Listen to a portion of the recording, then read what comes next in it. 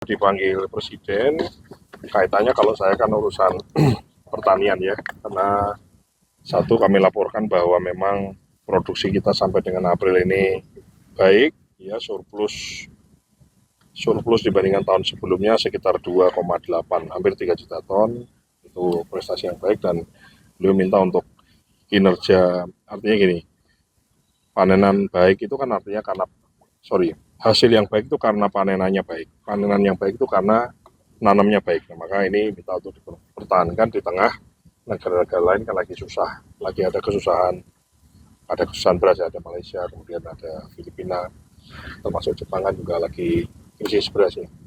Itu satu. Yang kedua adalah bagaimana program Koperasi Desa Merah Putih kan sudah tahu ya, di bawah Menteri Koperasi, bagaimana pertanian bisa ikut andil di situ, bagaimana nanti koperasi menjadi bagian, bagaimana kita juga bisa ikut menyerap panenan petani dan juga menyalurkan sembako yang harganya baik, harganya murah, terjangkau kepada seluruh petani. Apakah itu pupuk, pestisida, termasuk sembako, termasuk beras, minyak goreng, dan seterusnya.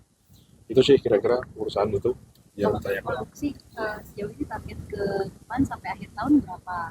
Kan produksi kita itu kan setiap tahun sekitar 30 juta ya, 30 koma, 31 koma. Nah, kita ingin kalau kita ingin betul-betul tidak impor beras, maka harus surplus minimal dalam setahun itu surplusnya 5 sampai 6 juta.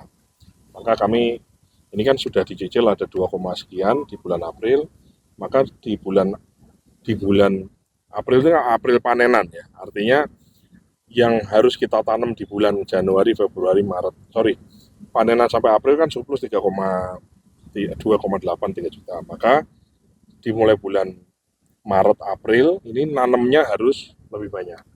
Paham nggak maksud saya? Karena pertanian ini kan selalu 3 bulan ditarik ke belakang. Ya. Jadi bulan Maret ini nanamnya harus bagus, April bagus, jadi nanam. Nah, kalau kita nanamnya ini bagus, caranya bagaimana supaya nanam bagus? Supaya orang nanam bagus itu begini, begitu panen harus segera dipanen, segera dijual, dan tanahnya segera diolah. Jadi jeda antara panen dengan olah tanahnya itu nggak boleh lama. Itu yang kita lagi push ke daerah-daerah. Di Kementerian Pertanian nggak ada orang, hampir tidak ada orang tinggal di kantor. Nah, semuanya kita push, kita dorong semua di kelompok-kelompok tani, semua untuk supaya setelah panen segera nanam. Nah, kalau udah nanam nanti kan produktivitasnya jadi lebih banyak ya. Jadi dalam setahun bisa panen 2 kali, 3 kali ya. Selain itu juga supaya orang tuh mau nanam maka dibutuhkan apa? Kalau sekarang kan musim hujan, bahkan di beberapa tempat ada banjir. Tapi nanti kalau udah bulan April, Mei dan seterusnya udah mulai nggak hujan. Nah, nggak hujan tuh kemudian apa solusinya? Tadi Presiden menyampaikan bahwa harus ada solusi. Bagaimana petani yang tadinya di musim kemarau nggak bisa nanam karena nggak ada air, gimana supaya ada air? Kalau perlu ada pompa, jadi kita pompanisasi tetap kita laksanakan lagi di tahun 2025 ini sehingga keberhasilan pompanisasi di tahun lalu bisa kita duplikasi. Jadi pompa yang lama tetap digunakan, ditambah kita pengadaan pompa baru. Oke? Mas, ya.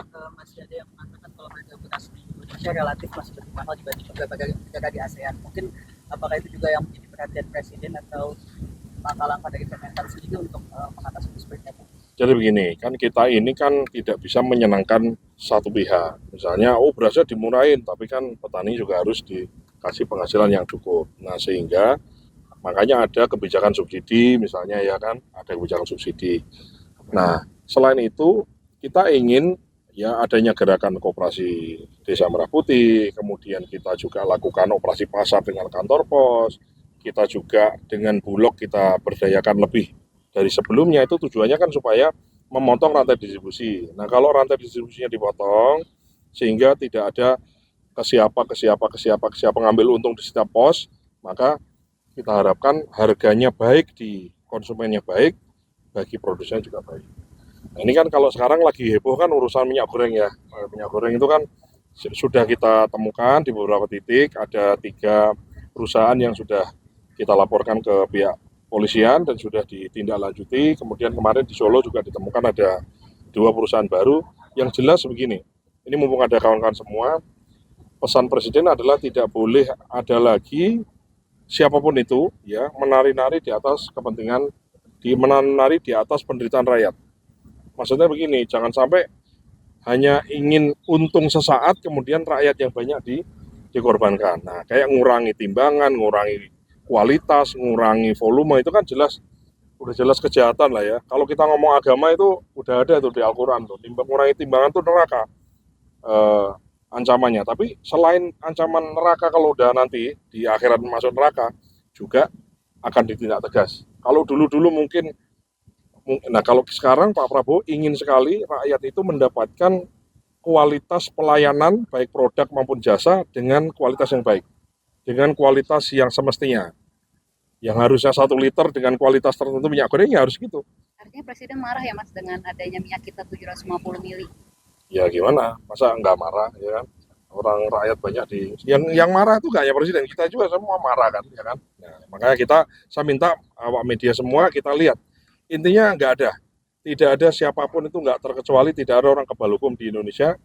Menurut presiden mengatakan seperti itu, siapapun yang melanggar, apalagi merugikan rakyat banyak ya kita harus dengan tegas lah. Karena nggak dengan ketegasan kita maka kan ini ada juga efek jera, terus kemudian orang juga nggak akan mengulangi atau tidak, yang mau niat juga dia berhenti tidak melakukannya dan seterusnya lah gitu. Kira-kira oke, terima kasih. Mas, kalau beras di gudang Bulog yang ada itu, tadi kan Pak Mentan udah sampaikan DPR, itu nanti antisipasi ke depannya biar nggak banyak beras-beras Bulog yang bisa jadi nilai pakai, antisipasinya gimana? Ya antisipasinya tentu saja kan dengan sirkulasi yang baik ya. Ini kan kita lagi cek saya kan kebetulan juga Dewan Pengawas di Bulog, saya lagi cek ke sana, kita cek kualitasnya seperti apa. Kalau memang sudah rusak sekali ya tentu saja mungkin tidak kita kasih ke orang, harus kita ada cara lain apakah untuk makan ternak atau apa. Tapi ini kita lagi cek totalnya berapa, moga-moga sih nggak terlalu banyak ya, karena kan Bulog ini kan barangnya harus sirkulasi kan, barang masuk terus ada yang keluar dan seterusnya. Karena Bulog itu kan punya fungsi, satu sebagai stokis, sebagai menyimpan stok cadangan pangan negara, dan yang kedua kan penyeimbang harga juga, sehingga di saat panen raya sekarang kita banyak beli, nanti di saat nggak lagi banyak panen, berasnya lagi mau naik dan seterusnya kita keluarkan beras kan itu. Kira-kira. Terima kasih. Nggak banyak sih, nggak banyak. Hitungan kita nggak banyak. Nggak banyak. Kira-kira berapa sih Mas? Lagi kita cek, tapi nggak banyak itu. Nggak sampai berapa ribu ton? Ya nggak sampai tontonan yang yang sampai ratusan ribu sih nggak nyampe lah. Nah kita lagi cek ya, muka-muka nggak banyak. Tapi tetap itu kan bernilai uang. Jangan sampai juga itu menjadi kerugian bagi kita. Oke, terima kasih. Terima kasih Mas.